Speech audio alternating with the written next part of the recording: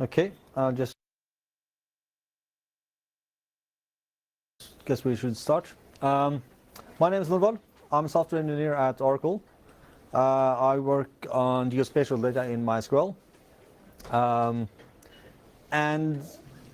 in MySQL 5.7, we started really improving the GIS support. And we're continuing in MySQL 8. MySQL 5.7, we were able to replace a lot of the old, we actually replaced the entire computational engine for GIS. In MySQL 8, we are extending the support. So I wanted to talk about the next version of MySQL. I can't promise anything. I know what we want to do, what we plan to do, but I can't really promise that this will be in the final product, all of it. I can say the general idea, some of this will be in the product, but we won't delay the release of MySQL 8 because we're missing a GIS function. So if we miss the deadline for some of that, we can't, we'll deliver whatever we can. So I'm going to talk a bit about the goals for MySQL 8, or GIS in MySQL in general, what we will do in MySQL 8, how we will extend our support. I'll talk a bit about the choice of library for geo computations. Say something about our view on static compliance. And then this all boils down to a few decisions around, for instance, access order and data types. So kind of the real changes you will see and difference between MySQL and some other systems because of these principles I'll talk about first. So our goals. Ease of use. We want MySQL to be easy to use. One of those things is to follow the standards. Another thing is that it should be built in, not like some other open source database management systems that have GIS as an add-on. This will be built in. First-class citizens.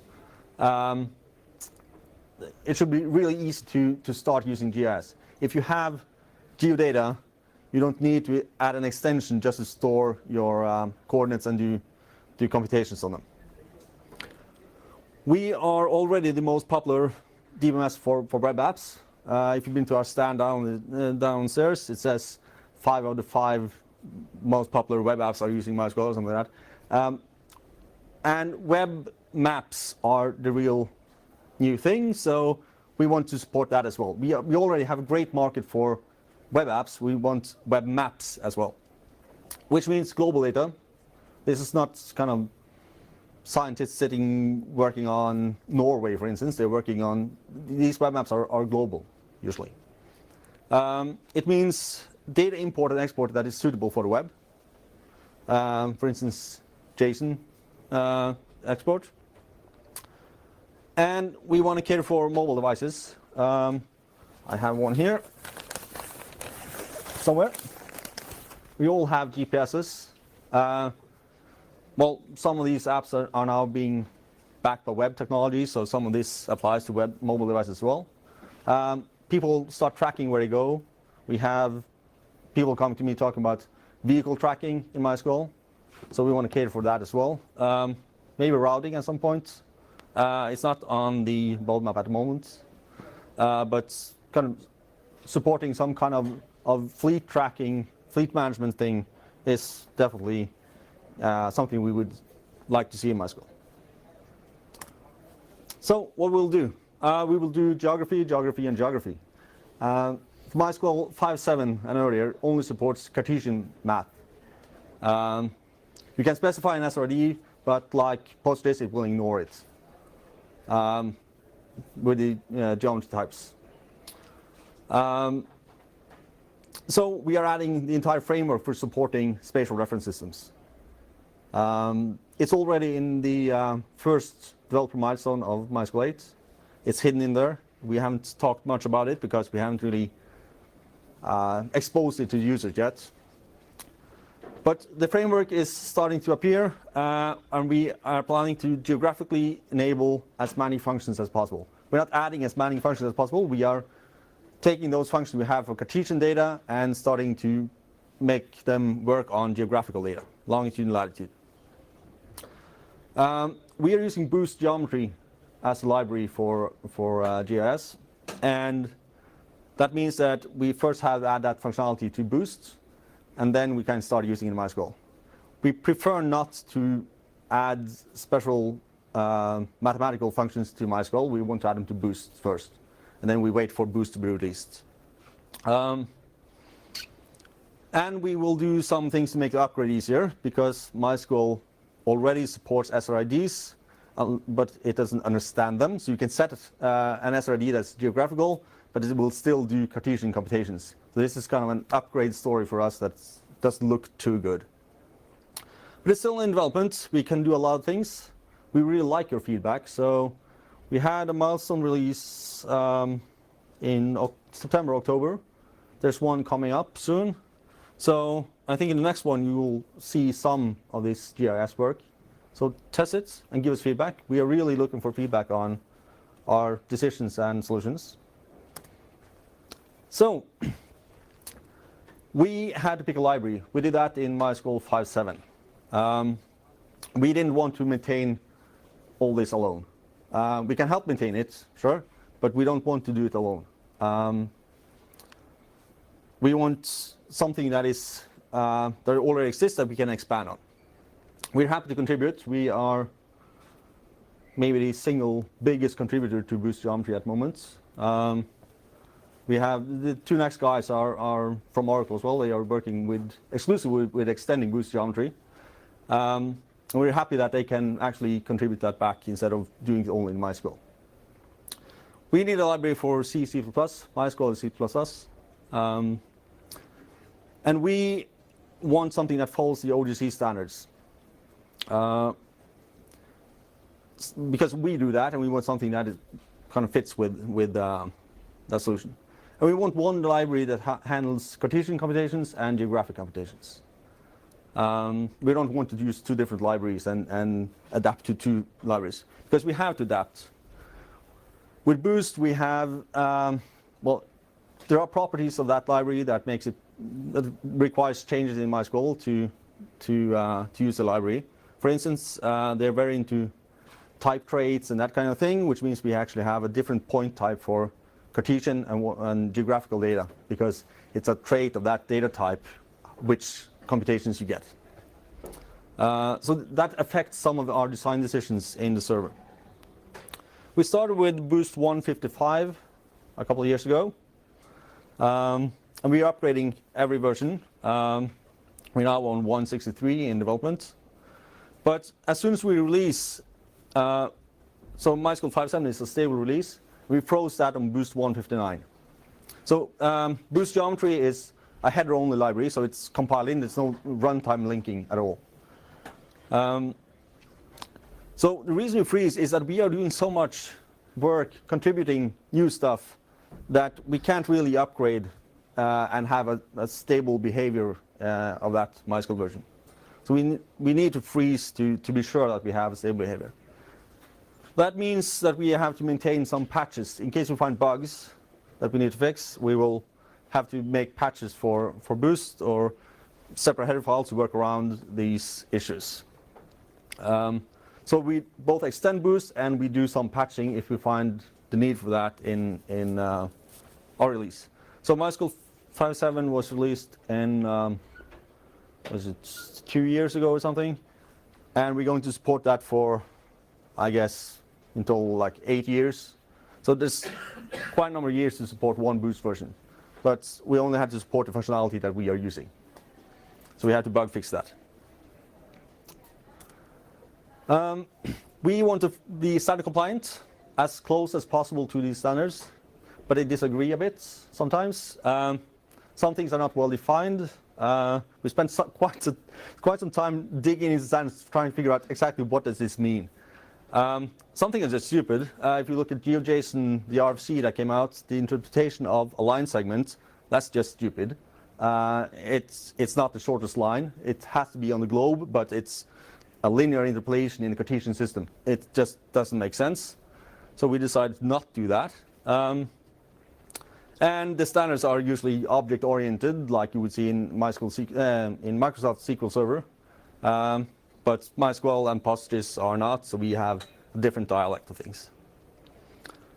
And some things are not standardized. The SQL standards care about how you insert, update, delete, and query data, but it has nothing to say about how you create a spatial reference system, how to create your own, how to define it. That's not defined at all. So that's something we have to make up or look at how our competitors are doing it and copy them. This is where we are. We're at 50.81 and 4.38, which means we are in Brussels or outside the coast of Somalia. It depends on whether it's latitude, longitude, or longitude, latitude. I had beer here and not Indian Ocean waters, so I think we're in Brussels. But this has been argued for a long time. And we want to be standard compliant. And this is what the OGC said 9 years ago. Going forward, always follow the order of access specified in spatial reference system. So, MySQL uses the EPSG datasets. We currently import like almost 5,000 coordinate systems from that. That's all the types that we support. Those are either projections or 2D geographical systems. And EPSG uses latitude, longitude, which means MySQL is latitude, longitude. I remember Microsoft tried to use latitude, longitude when they added GIS support. They had so much complaints that they backed out of it and switched to longitude, latitude. So here we go again. I know Postgres is longitude, latitude, always. But we have something that Microsoft didn't have. We have extended the standard a bit. We allow for a separate parameter where you can say that my data is longitude, latitude. No matter what this EPSG code says, this is longitude, latitude. For this import, for this export, use longitude, latitude. So you can override the default that is for all our systems, latitude, longitude. If you create your own, you can create a longitude, latitude system. No problem. But all those that come with MySQL are latitude, longitude. So we believe that the best thing is to follow the standards, and this is where it led us. Maybe not what we expected, but that's the way it turned out. On the other hand, we store it as longitude, latitude, but that's on an internal search format. Don't care about that. That's a historical decision and probably a good one. I don't complain about that, but this is for import-export. How we store it internally doesn't matter to our users. This is just something we need to do. But it matters in the upgrade we have coming, but not for the user of MySQL. Not after the upgrade, at least. Another decision we made because of the standards is that we use the same data types for Cartesian and geographic data. So it's geom from text, both for SRD0, which is kind of the abstract infinite plane, and for geographical data in WGS84. So if you come from Postgres world, you will see GOG from text here, because geometry and geography are different things in some systems, but not in MySQL, because this is the standard compliant way of doing it. This is what the OGC has said all the way. So Cartesian between this is latitude, longitude, and it's in Cartesian, so it doesn't really make sense, the output you have. But this is actually run on my working tree for geographical distance. So this is actually the result that MySQL will hopefully provide when I'm allowed to push that.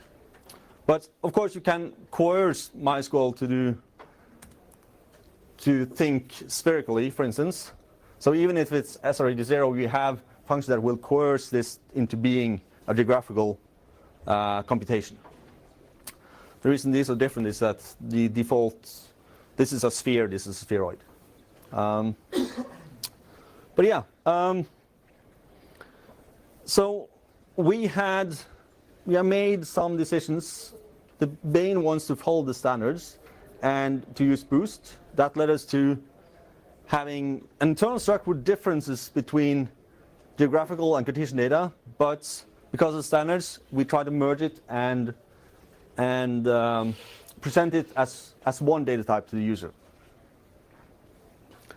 But then you have these decisions and these consequences lead to the interesting upgrade story, where upgrading from the previous MySQL to the next MySQL is going to be interesting if you use something else than SRID 0, because you might be saying that I have latitude, longitude, or longitude, latitude data, but your computations in the previous MySQL were Cartesian anyways.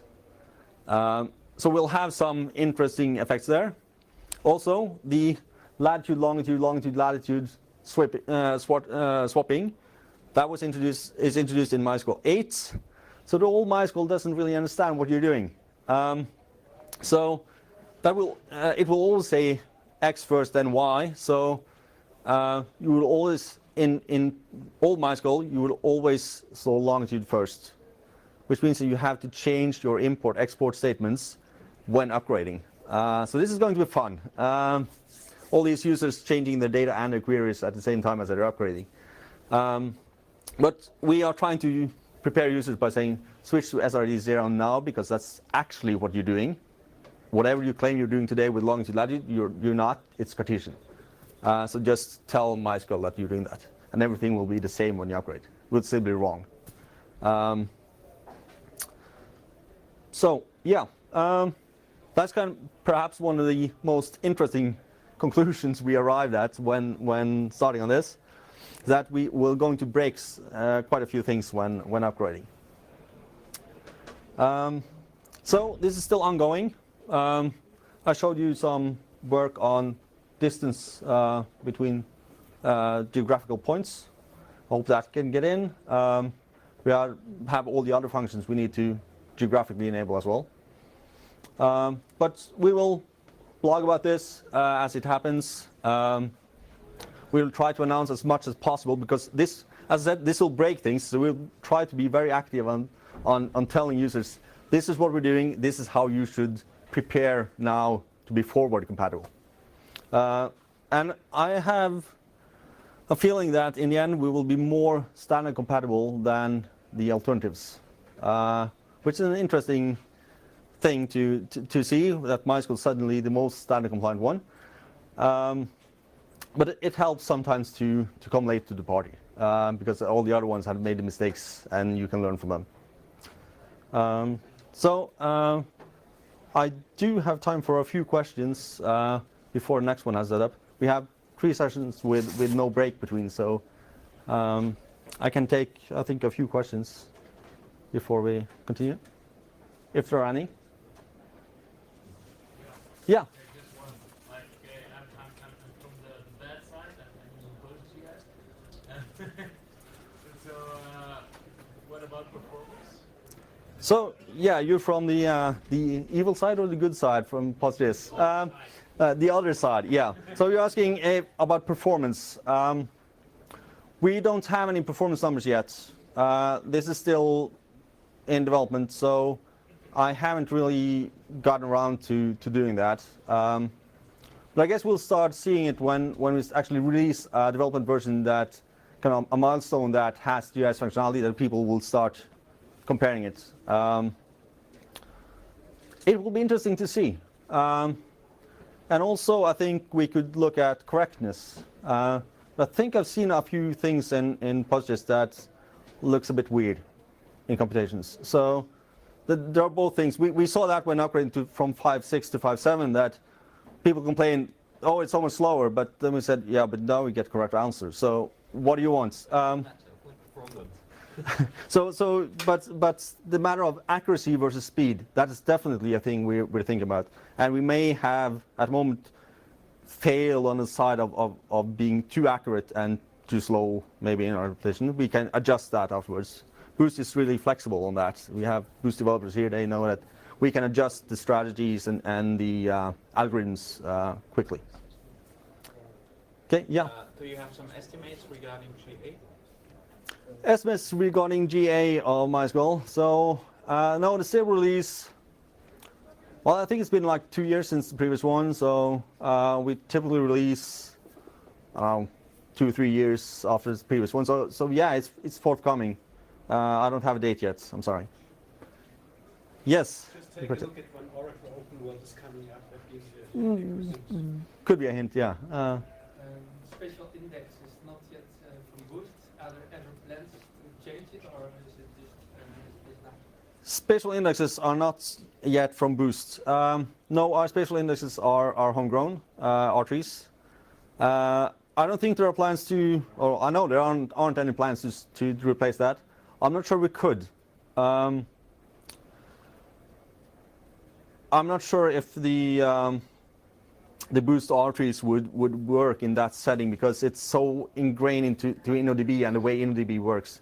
So it's more similar to InnoDB B trees than to Boost R-trees. I think we have to do the next one offline because I'm 1 minute over my time here. Yes, no answer. Okay. Is it based on InnoDB only or other star changes? We are focusing on InnoDB only. My ISOM seems to be dying. That's just a hint. Okay. Thank you.